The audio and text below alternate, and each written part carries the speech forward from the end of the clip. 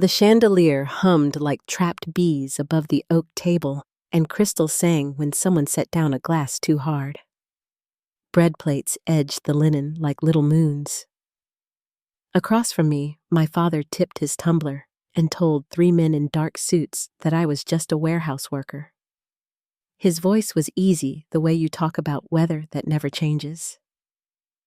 Jessica smiled over her champagne eyes, sliding to my hands as if the calluses proved his point.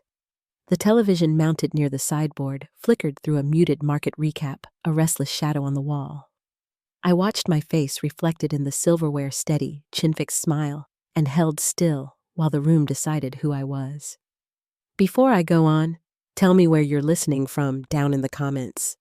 And if you've ever felt small in a room that should have loved you, big tap that like button, share this with someone who'll understand, and make sure you're subscribed so you won't miss what comes next. But to understand why that sentence, just a warehouse worker, cut deeper than it sounded, you need to know what came before it. My family builds hotels with names that look good in gold letters. My grandfather opened the first Sapphire on a wind-bitten corner in Providence and slept 3 months behind the front desk to keep the doors open. My father turned that steady flame into a coastline of lobbies, marble floors, oil paintings, a smell of citrus polish that clings to your clothes. Jessica learned that polish early. At 12, she was already rehearsing ribbon cuttings with a hairbrush and a mirror, memorizing the angles that make a camera trust you. I was across the hall taking apart a desktop until the case looked like a rib cage, wires splayed like veins. I loved what my hands could learn. Loved the way a problem listened when you asked the right question. MIT sealed that love for me. 4 winters, blistered knuckles, and an AI thesis that made my professors lean in. My father nodded at the diploma as if I'd finally ironed a wrinkled shirt. "Good," he said at dinner. "We have an assistant manager position at the Boston Sapphire. Learn the business." The word learn meant become who we understand. I told him I wanted to start on a warehouse floor, count boxes, trace routes, feel where the machinery snagged. He laughed gently, as you do with children and stray dogs. My mother touched my wrist and said, "People will think something is wrong." I took the warehouse job anyway. The first week smelled like cardboard and diesel. Frank, the manager with forearms like bridge cables, raised an eyebrow at my resume and handed me a box cutter. I learned the timing and the misfires. Night after night, I carried home a map made of other people's pain points, and I scribbled in margins until the lines became a system. That is not the story my family knew. They knew the girl who never joined the business, the one who sat in the cheap seats at ribbon cuttings and clapped politely for what had already been decided. The Greenwich house still looks like a magazine spread trying to smile. The front door is a plank of carved oak that makes your knuckles sound small. Gabriella opened it before I touched the bell the way she always did when we were kids, somehow hearing our feet on the stone. She hugged me hard enough to shake the worry loose for a second. "You look tired," she said, then smoothed my sleeve like she could fix a whole childhood with one palm. "They're in the living room." The living room collects trophies that aren't shaped like trophies. Black and white photos, a brass ship's clock, a signed menu from a long-gone steakhouse. My mother floated toward me in navy silk, kissed both cheeks, and whispered, "Freshen up a bit before dinner. The Andersons are joining us. Translation, keep up."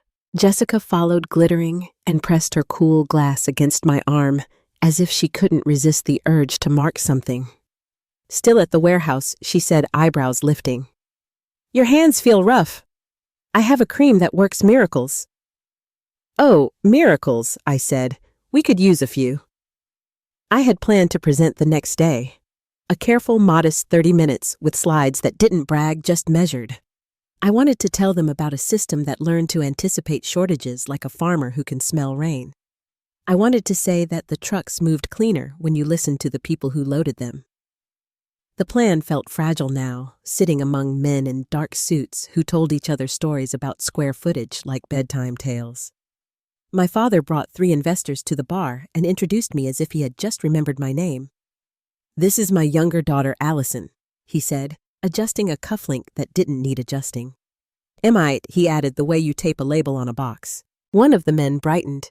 "Technology! Which sector are you in?" I drew breath.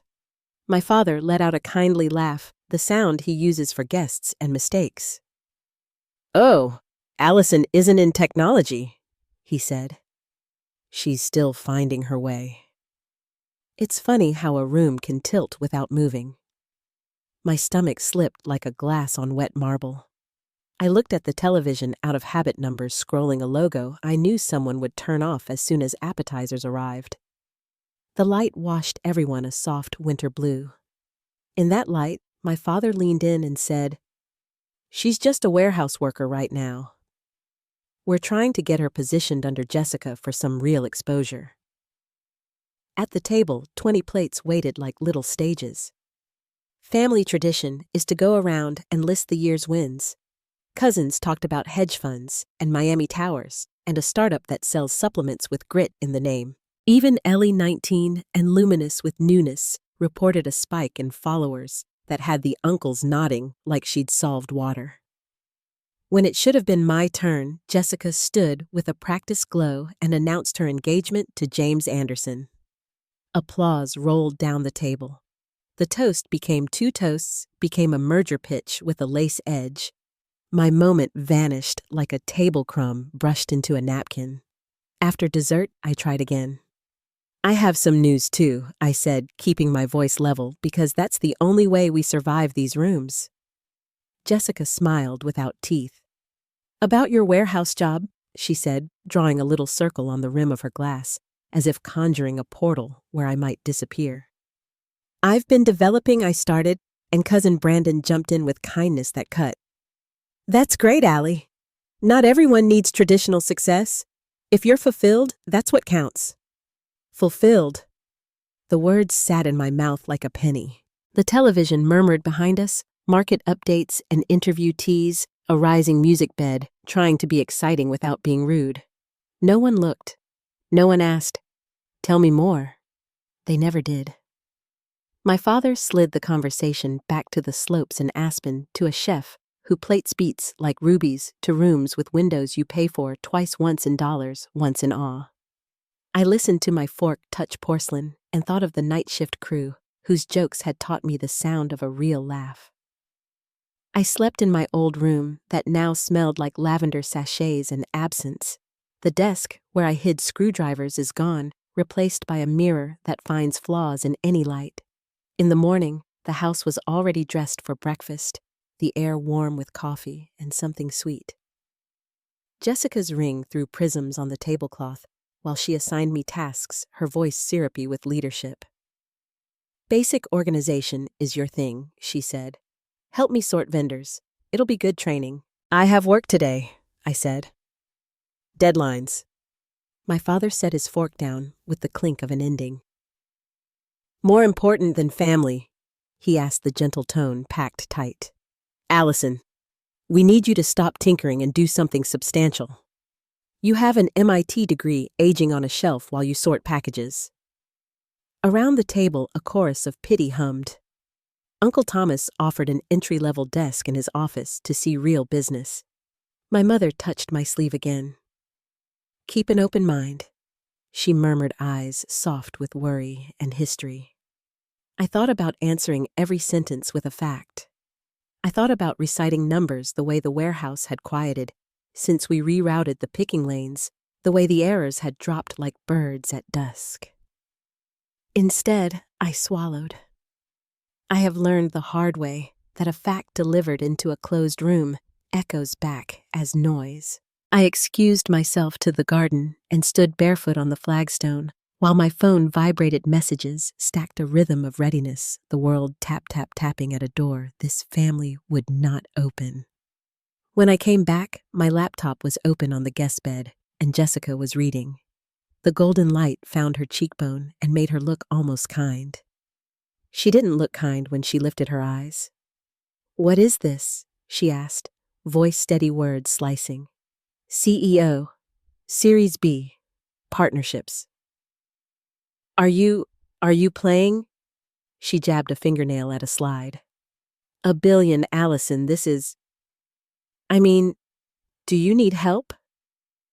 I took the laptop gently, like removing a match from a child's hand. That's private, I said.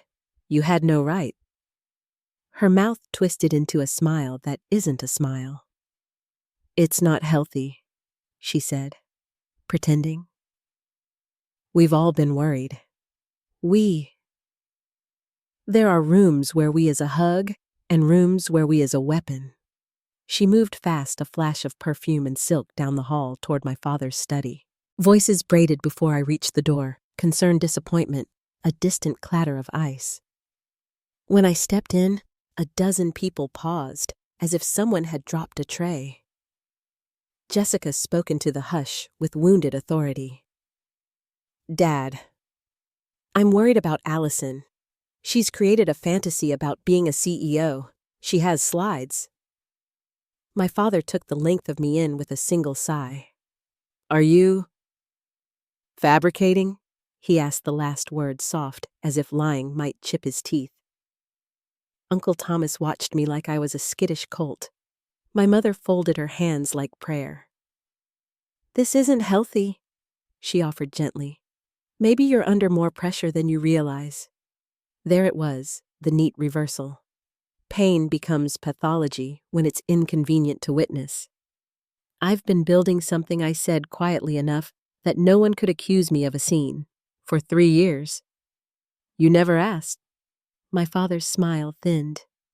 Innovation is worthless without execution. You've always been all talk. I felt the heat crawl up my throat and forced it back down. No one heard the trucks, the loading dock laughter, the labelers who showed me where numbers go blind. They heard only the story they'd rehearsed. I should have left then. Instead, I did what daughters do. I stayed long enough to be scolded for staying. Dinner began at 7 next to the television that no one watched. The room smelled of rosemary and money. My father raised his glass and began the liturgy gratitude growth the year ahead. Halfway through, some cousin tried to change the subject toward tech trends, a mercy that earned him a look. Jessica leaned in and said, sweet as icing, Allison, please stop pretending. It's embarrassing. Around us, knives whispered across porcelain. I stared at the place where the chandelier's reflection nested in the wine, and I felt something steady, deep, and old settle in my bones. On the wall, the television caught a new light, and the volume nudged up maybe an elbow. Maybe the hand of the only impartial witness in the house. The business news logo spun in a slow, certain circle. A caption ran across the bottom unread by everyone but me. A producer's voice bled through the speakers, just a whisper above the clink of glass, promising a story about a founder who built from the bottom up. No one turned their head. No one asked, "Is that?" I set my water down carefully so it wouldn't ring the wood. Somewhere on the sideboard, the remote waited under a folded napkin. Somewhere in my purse, my car keys pressed a small, familiar bruise into my palm. Between the two, the truth hovered bright, patient, and louder than any room that refused to listen. I lifted my eyes and met my father's as he started to speak again. The chandelier hummed, the screen brightened, and for the first time that night, I let the silence do the talking. Jessica's voice echoed down the hall long after the study door closed behind me. Even in another room, I could still hear the rhythm of her outrage, the way she used disbelief like armor. The air in the house had turned heavy, thick, with the sort of silence that follows humiliation. I stood by the window in the guest room, hands trembling slightly, staring at the manicured hedges beyond the glass. The evening sun washed the garden in gold, a beauty too calm for the storm inside me. I wanted to pack my things and leave, but the thought of explaining why felt unbearable.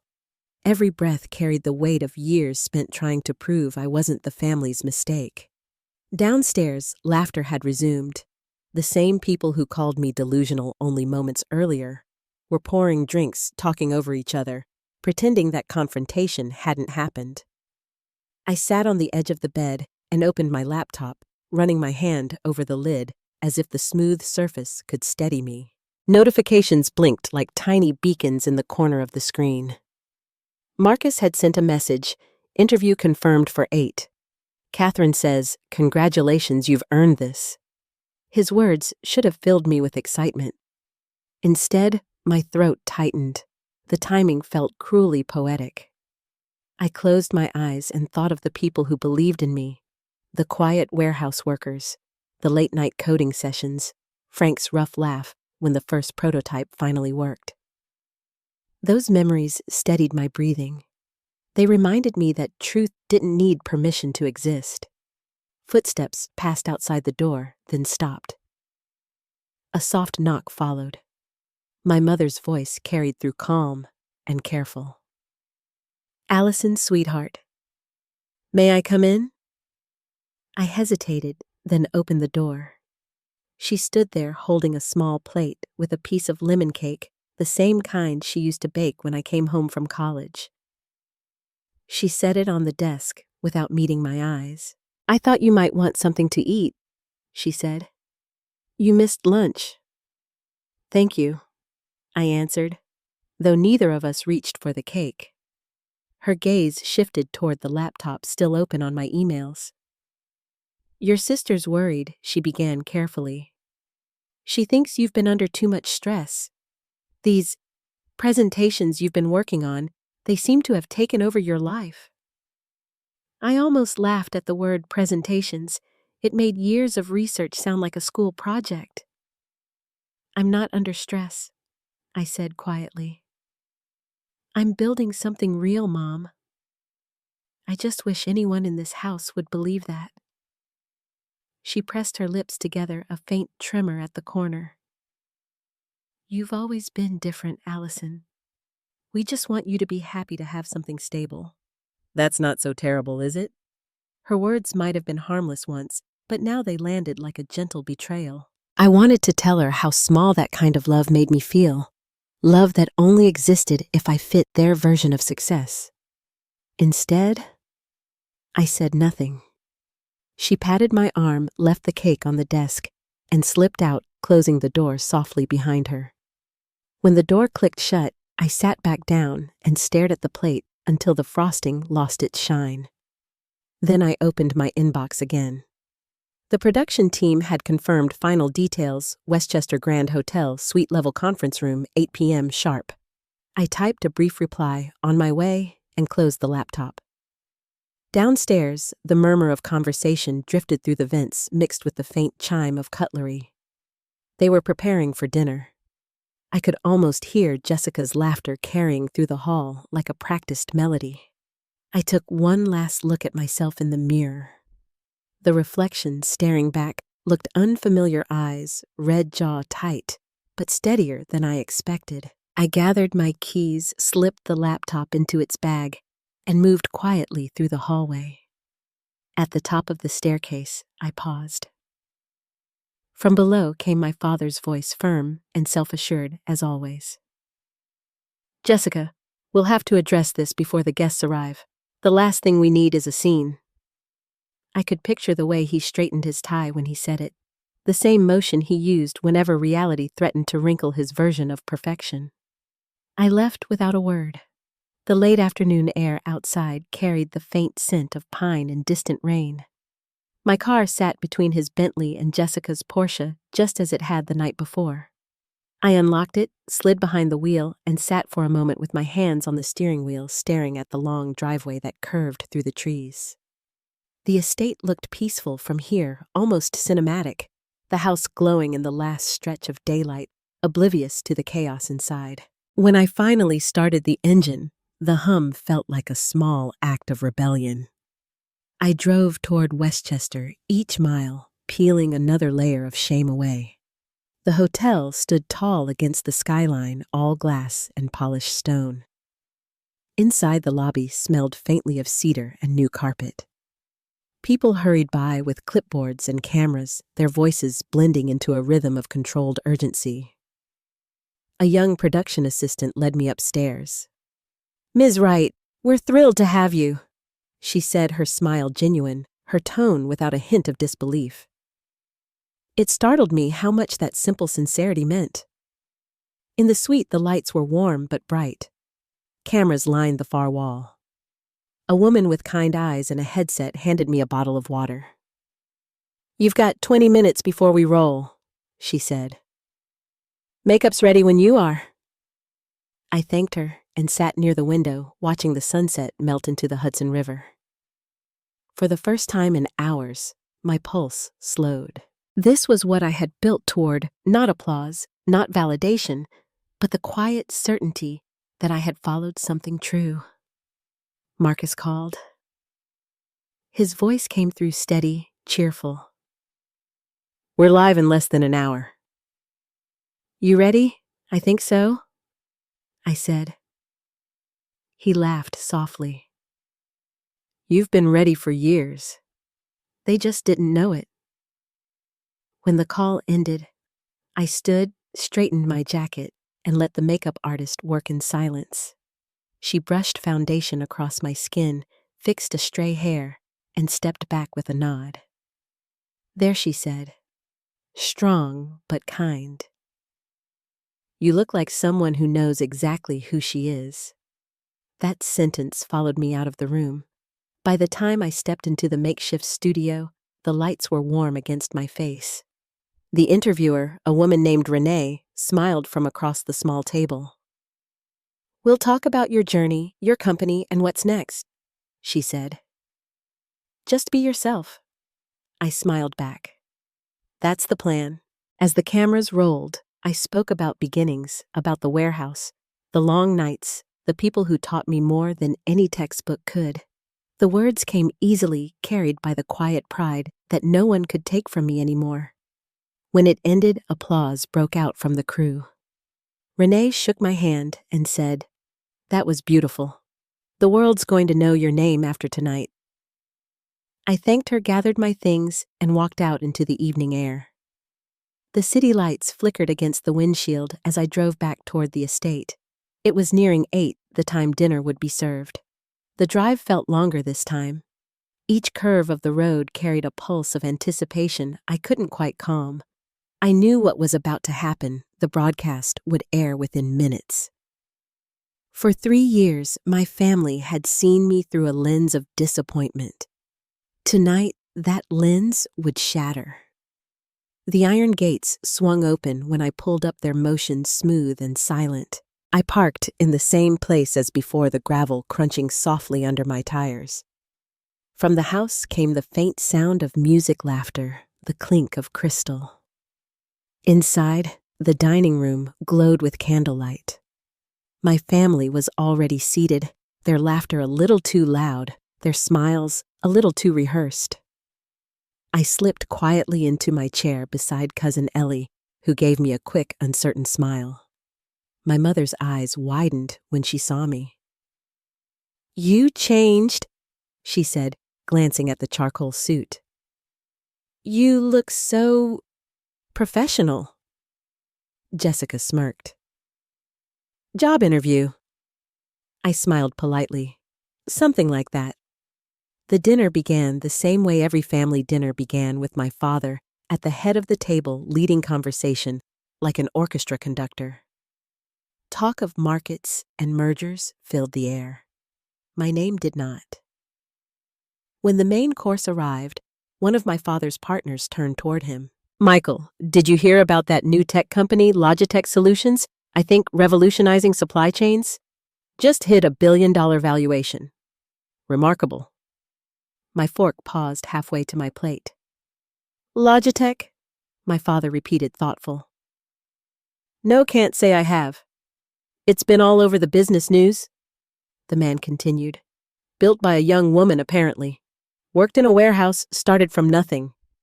You'd appreciate that kind of determination." Jessica laughed lightly. "Sounds like one of Allison's fantasies. She used to talk about ideas like that when she was little." I didn't answer. Across the table, the television mounted to the wall flickered as the network switched to a live broadcast. The Business News Network logo spun across the screen, followed by the words, "Exclusive interview. Meet the woman behind the $1.2 billion logistics revolution." The room fell quiet. And then my face filled the screen. Gasps rippled through the table. My father's hand froze midair, the wine glass trembling. Jessica's expression collapsed into something between shock and disbelief. My mother covered her mouth, eyes wide. The voice of the interviewer carried through the room, calm and certain. Allison Wright, MIT graduate and founder of Logitech Solutions, joins us tonight to discuss how she built one of the fastest-growing companies in the tech world. For a moment, no one spoke. The only sound was the low hum of the chandelier above us. I looked around the table at every face that had dismissed me, pitied me, or tried to reshape me. Then I turned back to the screen and listened as my own voice filled the room, steady, confident, utterly certain of who I was. In that silence, I felt something uncoil inside me. It wasn't triumph, it was release. The broadcast continued, my image reflected in the polished silverware in the glass of every drink. I didn't need to say a word. The truth was speaking for me now. And as the segment faded to commercial, the room stayed frozen, waiting for someone, anyone to break the stillness. I set my napkin down gently beside my plate and waited for the first word to fall. For a long breath, no one moved.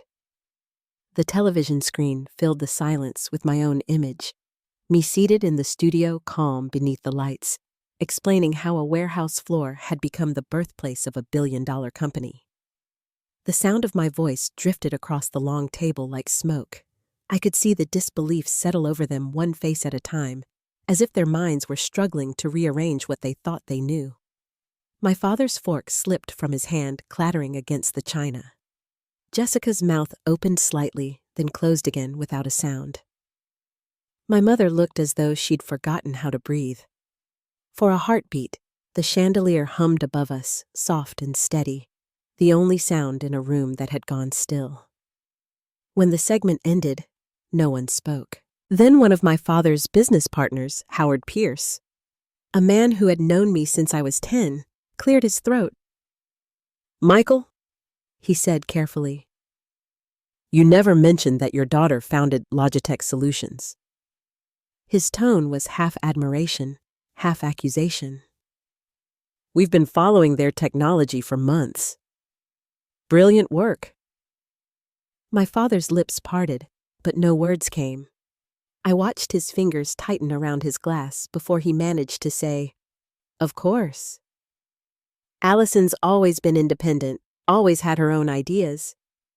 We've supported her from the start." The lie landed with the smoothness of habit. Jessica blinked hard, recovering her composure faster than anyone else. Her smile reappeared polished and empty. "I always said she'd surprise us," she announced, her voice pitched too high. "Didn't I say that, Mom?" My mother nodded automatically, eyes darting toward me as if searching for permission to agree. On the television, the interviewer continued to speak over footage of warehouse workers, data charts, and company offices.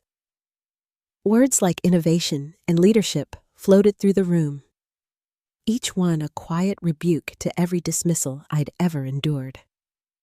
Howard turned back to me, his expression softening. "Allison, it's extraordinary," he said. "You must be proud." I met his gaze. "I am," I said simply. The moment felt fragile, like glass balanced on an edge. My father adjusted his tie, then forced a smile toward his partners. "Well," he said, "it seems the right determination runs in the family. I couldn't be prouder." I felt my chest tighten. The same man who had told me that morning to stop pretending to be successful now smiled, as if this had been his plan all along.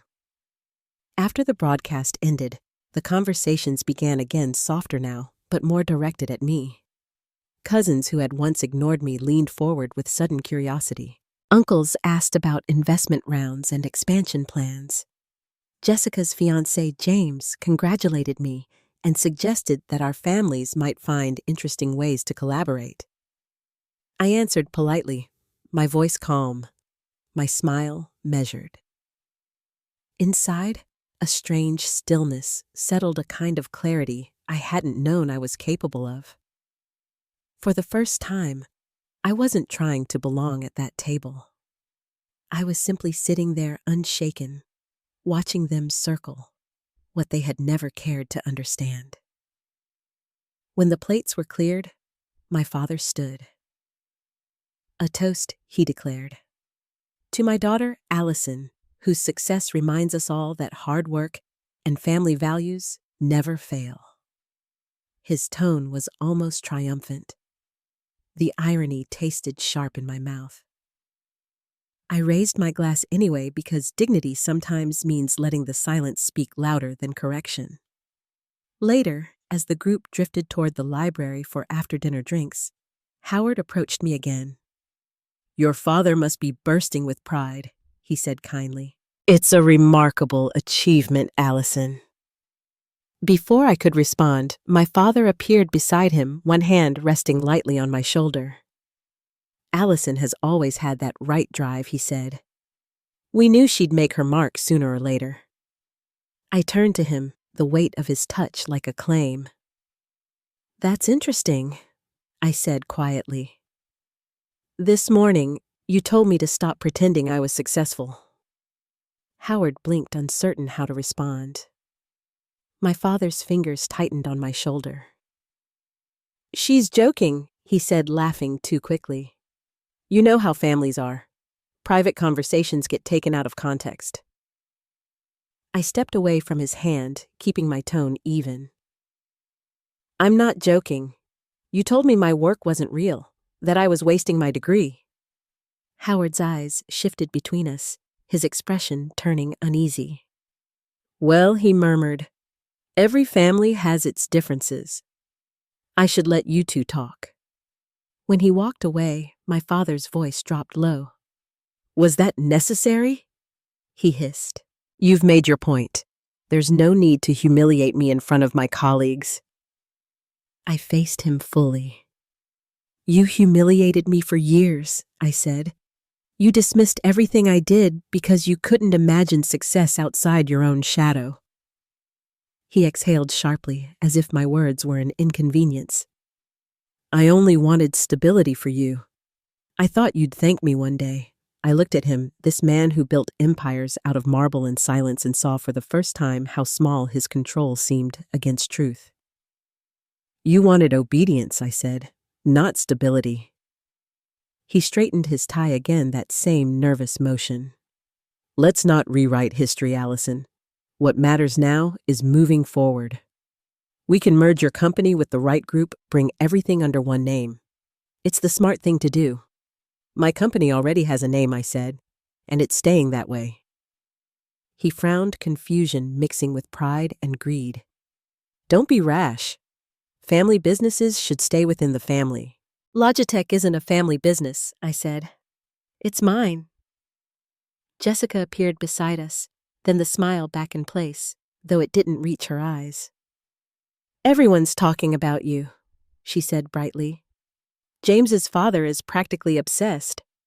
We should discuss how your technology could integrate into our hotels. Preferential partnership rates, maybe." I met her gaze.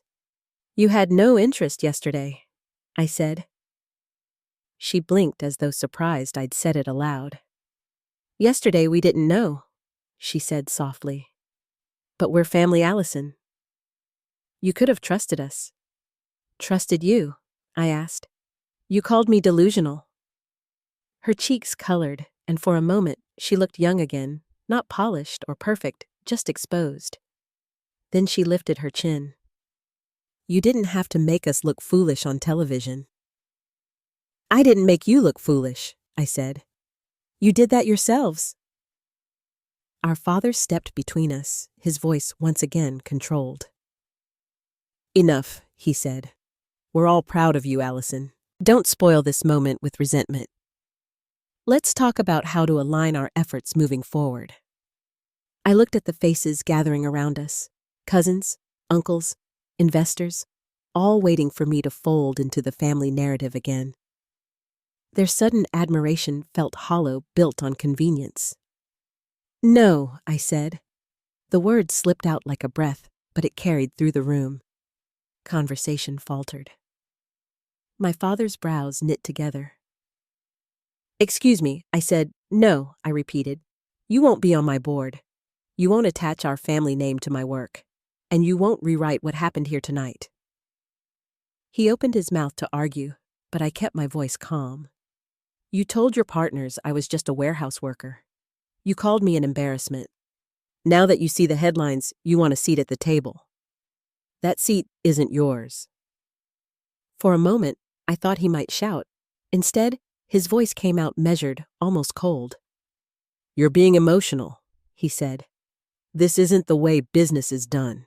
I smiled faintly. "It's the way my business is done." My mother touched my arm, then gentle, but trembling. "Allison, please," she whispered. "Let's not do this in front of everyone." I turned to her softer now. "I'm not angry, Mom. I'm just finished." Jessica folded her arms, whispering something to James that I didn't bother to hear. Around us, relatives began murmuring again. Some embarrassed, others curious, all uncomfortable. My father's face had gone pale, his composure slipping for the first time. "You're making a mistake," he said. "This attitude will isolate you." "I've already been isolated," I replied. "The difference now is that it doesn't scare me." The words hung there quiet and final. I reached for my purse, feeling the smooth weight of my car keys. "I have early meetings tomorrow," I said. "Real ones." As I turned to leave, Jessica muttered under her breath, "Always the dramatic one." I paused by the doorway and looked back. "Not dramatic," I said. "Just clear." And with that, I walked out. The night air met me like relief, cool and sharp. From the driveway, I could still hear faint voices rising inside anger, confusion, the sound of a story collapsing. Above me, the stars were blurred by thin clouds, but one broke through, steady and small. I stood there for a while, the gravel shifting under my heels until the noise inside faded. Then I opened the car door, slid into the driver's seat, and let the engine hum steady beneath my hands. As I pulled away, the house shrank in the rearview mirror, a glowing shell of everything I'd once tried to earn. Ahead, the road curved toward the highway, toward the quiet hum of the city waiting to begin again. By the time I reached the hotel, my phone buzzed with a message from Marcus. "You were brilliant. The world's talking." I smiled, the tension in my chest easing at last. The world was listening now, and for once, I didn't need my family to hear me. Morning light spilled across my office like honey through glass, warming the brushed metal of the conference table and the tall leaves of the fiddle leaf fig in the corner. 6 months had passed since the dinner that split my life in two. The air still carried a trace of disbelief whenever I said it aloud. Logitech Solutions, valued at $1.5 billion, headquartered on the Boston waterfront. From my window, I could see the harbor glinting beneath a pale winter sun. Ships moved in quiet rhythm, small against the expanse of water, steady as the heartbeat of something that could no longer be undone. My assistant, a bright-eyed analyst named Nora Fielding, stepped in with 2 coffees. "Marcus is in the conference room," she said. "He wants to review the Amazon integration numbers before the board call." I nodded and took a sip. The taste was familiar, strong, almost bitter, but it grounded me. "Give me 5 minutes," I said. She smiled and left the door ajar. The company pulsed with life. Engineers leaned over monitors, warehouse liaisons discussed shipment patterns, and interns moved through hallways with notebooks held like passports to another world. The hum of collaboration filled every corner. We were no longer an experiment. We were building something lasting.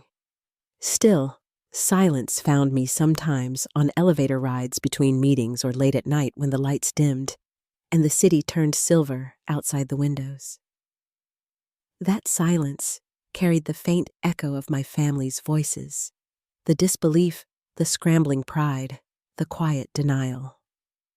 For weeks after the televised revelation, the messages came daily.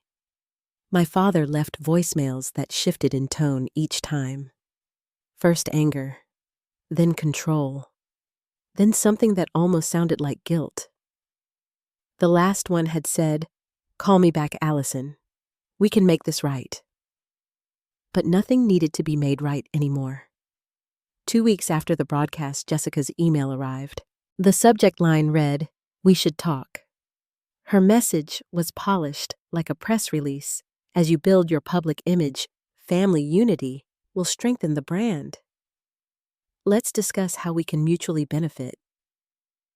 I read it twice, then closed my laptop without replying. The following evening, my mother sent a handwritten letter. Her script had softened with age. The ink bled slightly at the edges of the paper. "I should have listened," she wrote. "I let others define who you were, and I see now how wrong that was." The words were simple, without strategy, without spin. For the first time, I heard her voice unfiltered by the family narrative. I folded the letter carefully and placed it in the top drawer of my desk. Some words you don't need to answer right away. The knock on my door was gentle. Marcus leaned in, jacket off, tie loosened. "You ready?" "Almost," I said. "How bad are the numbers?" He grinned. "Better than we predicted. You're turning analysts into believers." We walked together to the conference room where the skyline spread behind a wall of glass. The meeting moved quickly, graphs, projections, approvals, but somewhere between logistics charts and funding timelines, my mind drifted. I thought of my father's voice that night at the table, the calm tone he'd used to protect his pride. I thought of Jessica's trembling smile. I wondered if any of them had truly heard what I said before walking out. After the meeting, Marcus lingered. "You've been quiet lately," he said. "Everything all right?" "Just thinking," I replied. "It's strange, isn't it? You work your whole life for something, and when you finally get it, you realize the victory isn't what you imagined." He nodded. "Because you outgrew the people you were trying to prove it to." His honesty disarmed me. Maybe I said, or maybe I just learned that silence is sometimes the cleanest revenge. He smiled faintly, gathering his notes. "You've earned your peace, Allison. Don't let them rent space in your head for free." That night, I stayed later than usual. The office quieted until only the hum of the HVAC and the distant sound of harbor foghorns filled the air. I opened my mother's letter again. The apology was genuine, hesitant, but real. I decided to call her. Her voice trembled when she answered. "Allison?" "Oh, thank God." We spoke softly like two people crossing a frozen pond, careful not to break what was forming beneath us. She asked about the company, about my health, about Marcus. Then, after a long pause, she said, "Your father doesn't know I'm calling. He still believes time will fix everything." "Time doesn't fix denial," I said. "It just makes it quieter." She sighed. "He's proud, you know. He just doesn't know how to say it." "Pride and love aren't the same thing," I answered gently, and I stopped waiting for both. We agreed to meet for lunch the next week. When the day came, we chose a small restaurant overlooking the harbor, quiet and sunlit. She arrived in a pale coat, her hair pulled back neatly as if tidiness might protect her from emotion. We ordered clam chowder and coffee. For a while, she just listened as I described how the company grew, the early team, the pilot programs, the first real paycheck that made everything feel tangible. She didn't interrupt. Her eyes stayed on me, soft, but intent. "I wish I'd known," she said finally. "I wish I'd asked."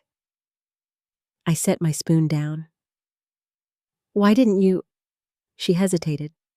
"Because I didn't understand your world. It felt safer to believe what your father said than to admit I was lost. He's always sounded so certain." There was no bitterness in her voice, only regret.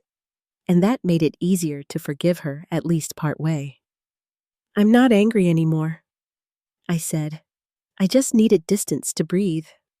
She nodded, wiping the corner of her eye with her napkin. "Maybe someday you'll let me visit your office. I'd like to see what you've built." "Someday," I said, and I meant it. Weeks passed. Jessica's wedding made the society pages, the photographs crisp and glossy. One caption described her as sister to tech visionary Allison Wright.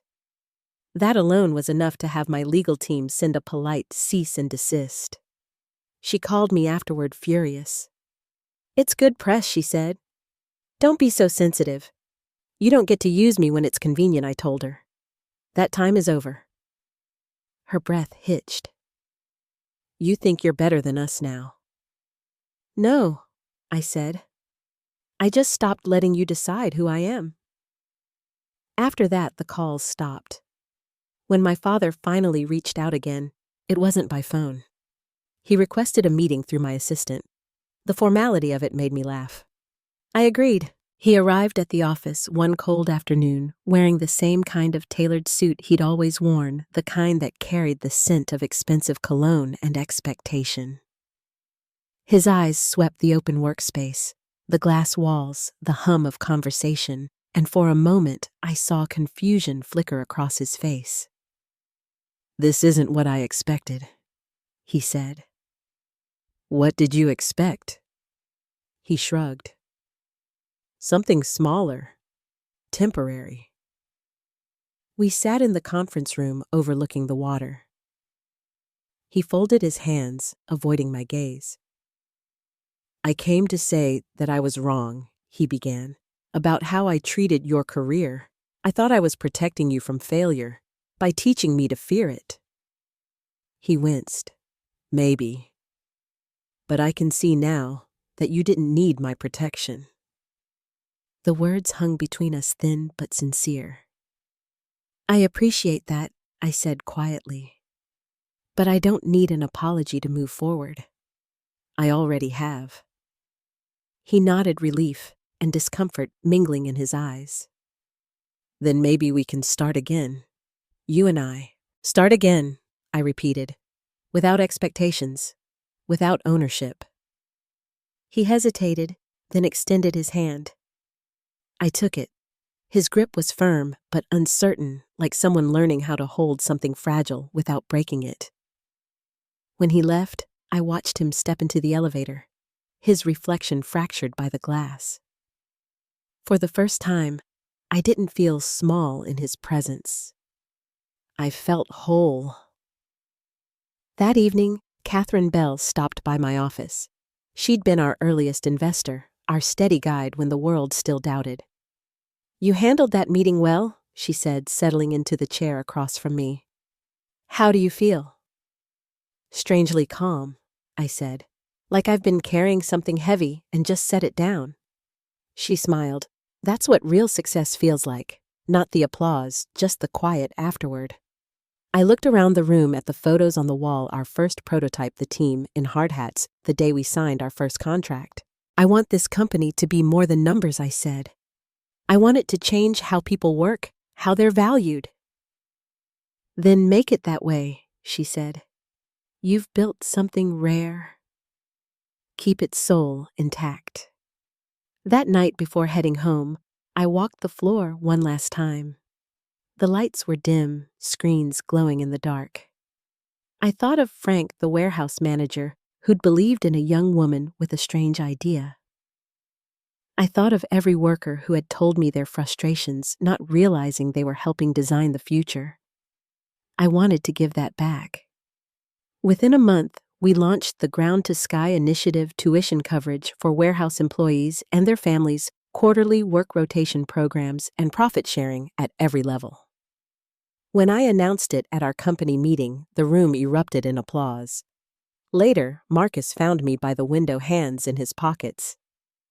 "You realize you've turned a logistics company into a movement," he said. I laughed softly. "Maybe. Or maybe it's just what the world should have looked like all along." He studied me for a moment. "You're different than when I met you." I had to be, I said. Outside, the city lights flickered across the harbor like a scattered constellation. For the first time in years, I felt both grounded and free, connected to the people who helped me rise, untethered from the ones who tried to keep me small. Tomorrow would bring another set of meetings, another round of decisions. But that night, I turned off the office lights and stood in the quiet, letting the reflection of the harbor fade into darkness. Some endings don't arrive with applause. They arrive with peace. And peace, I had learned, was enough to start again. Morning came softly, the kind of morning that didn't rush you. The city was quiet outside my window, washed pale by early light that turned the harbor silver. I stood barefoot on the balcony, coffee cooling between my palms, listening to the gulls circle over the water. The air smelled faintly of salt and wet wood. For once, there was no meeting waiting, no urgency humming at my back. Just calm. 6 months had passed since my father's visit to the office. The tension that once lived in my chest had dissolved into something steadier, acceptance maybe. The kind that doesn't demand closure or apologies, only space. Our family didn't transform overnight. We simply stopped pretending. That was its own kind of peace. My father called occasionally now. The conversations were brief but measured, like people learning a new language after years of silence. He asked about the company sometimes, about my health. Once, unexpectedly, he asked how Marcus was doing. The tone held no suspicion, just curiosity. When we ended those calls, he always said, "I'm proud of you, Allison." The first time, I didn't know how to respond. The second time, I said thank you, and it was enough. My mother came by the office once every few weeks. She didn't hover or advise. She just listened. She brought homemade cookies for the staff and remembered everyone's name. Watching her laugh with Nora by the coffee station, I realized how much lighter she looked. She wasn't standing in my father's shadow anymore. She'd stepped into her own quiet. Jessica's world, too, had changed, though less visibly. Her wedding had been the grand event she wanted, but the glow faded faster than she expected. I read once that success without self-awareness is like trying to fill a vase with rain. You get something in it, but it never stays. She still sent polite holiday texts, and I answered them with equal restraint. For now, that distance was right. Work became more human after everything. We opened 2 new branches, one in Denver, another in Seattle, and promoted 6 warehouse staff into leadership roles. Frank joined the Boston office as a logistics consultant, his humor filling the halls like it always did. He still called me kid, though the company's valuation had tripled. When I asked him why he'd agreed to come back after retiring, he shrugged. "Because you never forgot where it started," he said. "Most people do." Catherine remained my compass. On Thursday evenings, we met at a quiet cafe near the harbor. We rarely spoke about numbers anymore. She liked to ask how I was balancing success with sanity. I told her the truth, some days better than others. One night in early spring, we sat watching the fog roll in from the water, the kind that softens every edge of the skyline. She sipped her tea and said, "You've built something that breathes, Allison. Don't let the world make you hard for surviving it." I smiled. "I don't think I could if I tried." She nodded. "Good. Keep your humanity intact. It's rarer than innovation." Her words stayed with me long after she left. That weekend I drove north to Maine, a habit I'd formed when I needed quiet. I stayed in a small cottage near Bar Harbor, the kind with creaky floors and windows that fogged up in the morning. The ocean was still half frozen along the edges, shards of light moving under the thin ice. I walked the shore until my feet went numb, watching waves gather and fall. Standing there, I thought of all the times I'd chased validation, the way I'd wanted my father's approval to make me whole. I could see now how much time I'd spent reaching backward for something that was never mine to keep. The sea didn't ask for permission to be powerful. It simply existed. I wanted to live that way too. When I returned to Boston, I found a letter waiting on my desk, the envelope thick and cream-colored.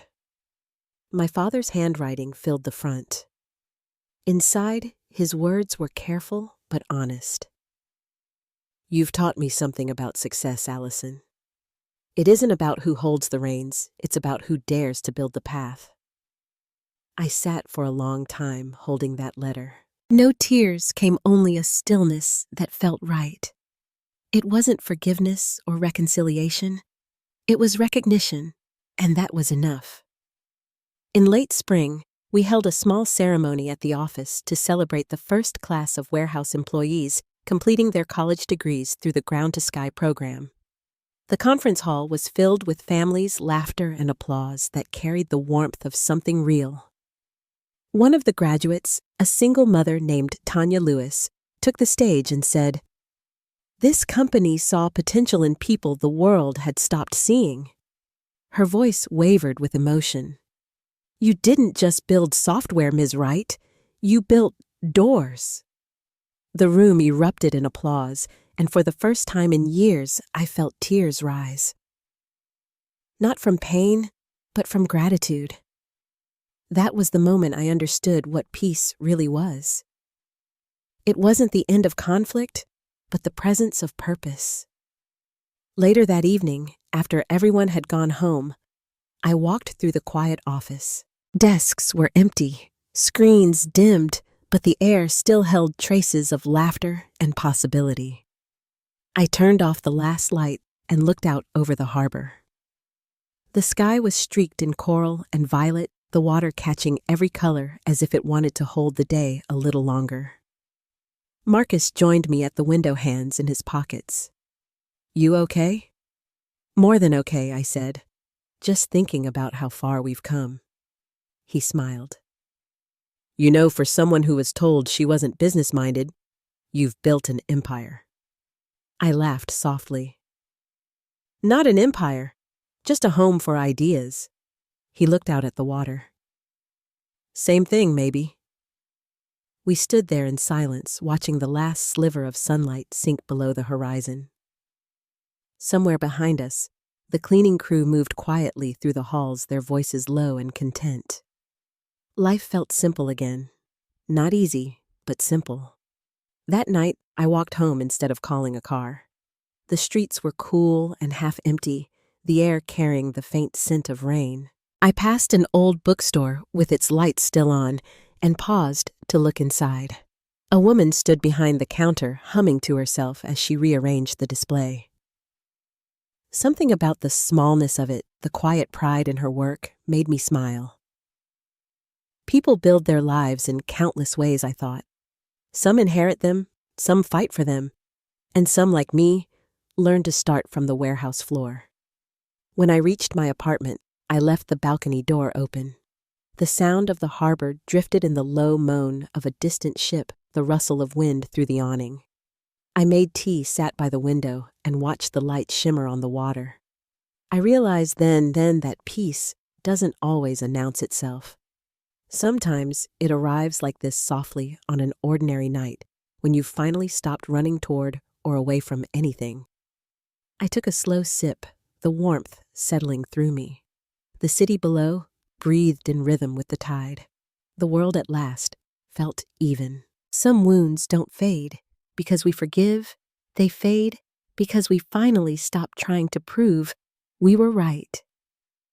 If this story touched something in you, tell me where you're listening from down in the comments. And if you've ever had to find peace on your own terms, share a piece of your story. I'd love to read it. Don't forget to like, share, and subscribe for more stories about quiet strength, second chances, and the courage to begin again. The night deepened outside, calm and endless, and I let it hold me the way the sea holds the shore, steady, certain, and at peace.